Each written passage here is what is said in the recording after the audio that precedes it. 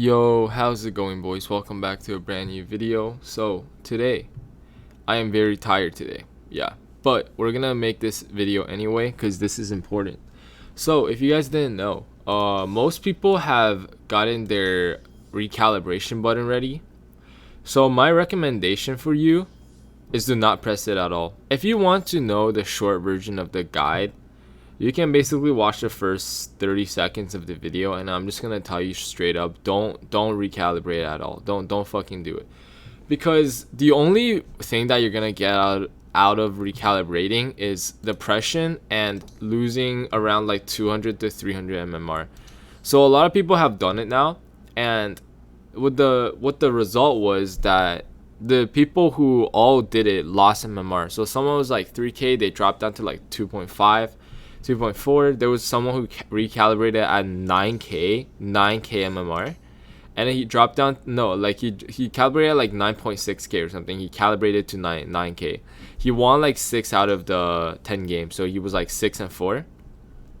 And then if you go like 5-5, or if you go, even if you go 8-2, like you still drop MMR. I don't know what is wrong with the system, but like your MMR always drops unless if you win like 10 in a row.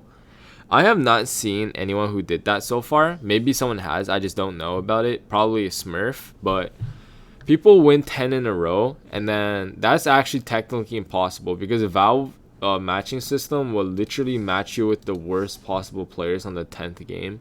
That's just how match system works. Like, if you didn't know, like there's it's more in depth than just behavior score and MMR. There's actually a lot more to matchmaking.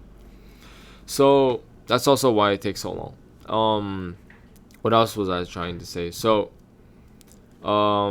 shit, lost my train of thought there. But yeah, MMR will always drop. So even if you win 10 in a row, you're probably not gonna gain MMR.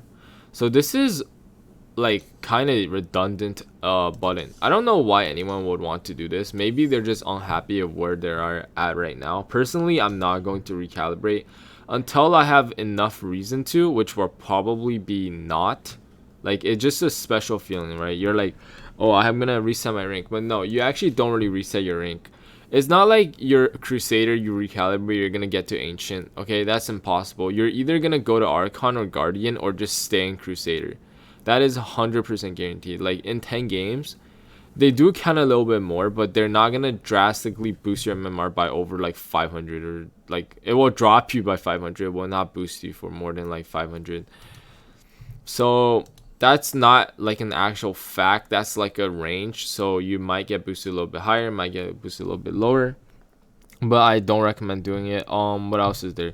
If you're like 2k MMR, or you're like 1k and you really don't care, because you don't really care about MMR anyway, just recalibrate, right? Maybe you will go up, maybe you will go down. If you go down, you're only gonna go down by like 100 or 2, so it doesn't matter at that much. It's like 3 games, right? So that's about it for all the people who are trying to not recalibrate. Now I'm actually gonna go into the recalibration guide in depth here. So if for whatever reason you do want to recalibrate, let's say you're 3k and you're just sick and tired of your rank, you just want to have something, you want to try something out, you want to see what can happen. Maybe you drop MMR, you're like whatever. Maybe you gain a lot, right? Maybe you actually gain like 400 or something, and then you're like, pog, that's good.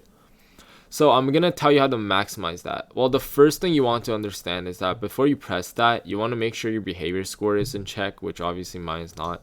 And you want to make sure that you're spamming, you're playing around like less than 2 heroes. I would say you're playing one role, and you're playing less than 2 to 3 heroes. So make sure you got your role queues up real quick, like you got the amount of role queues you need, so 10, right?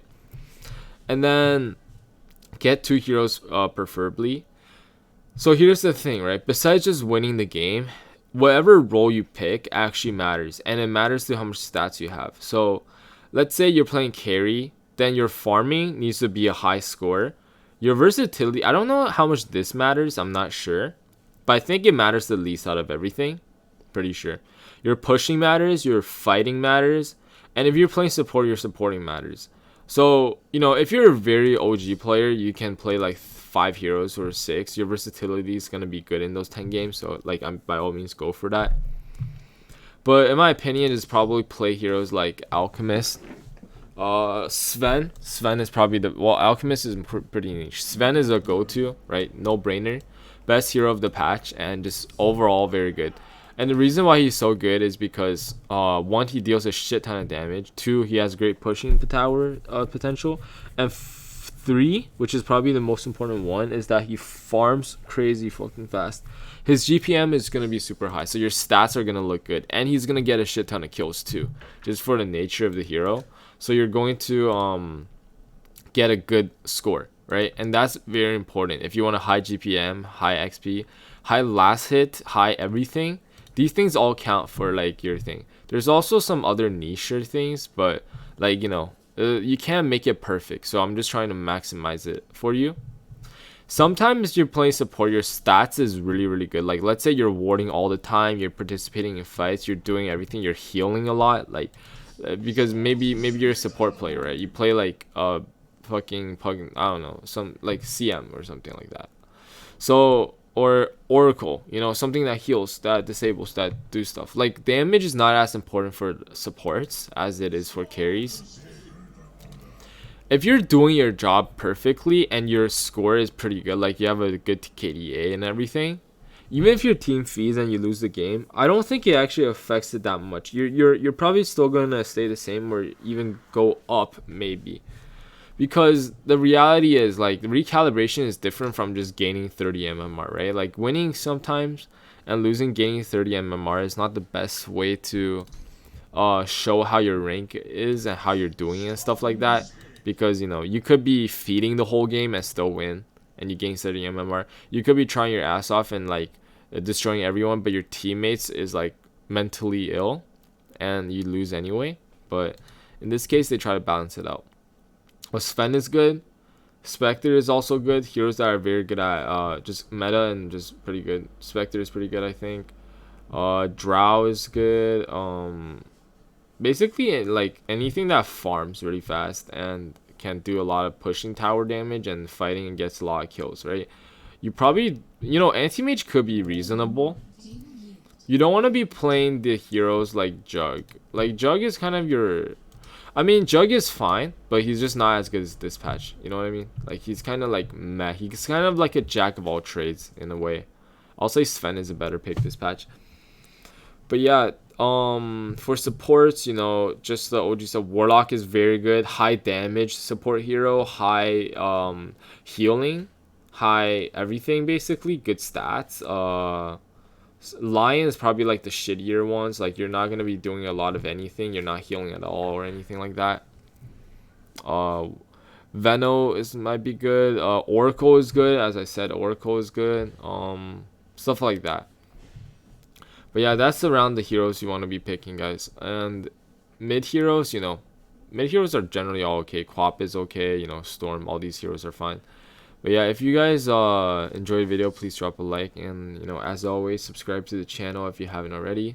Check out the Twitch, check out the Patreon, check out the Discord, check out the anything and everything, boys. And I'll see you guys in the next one. Peace.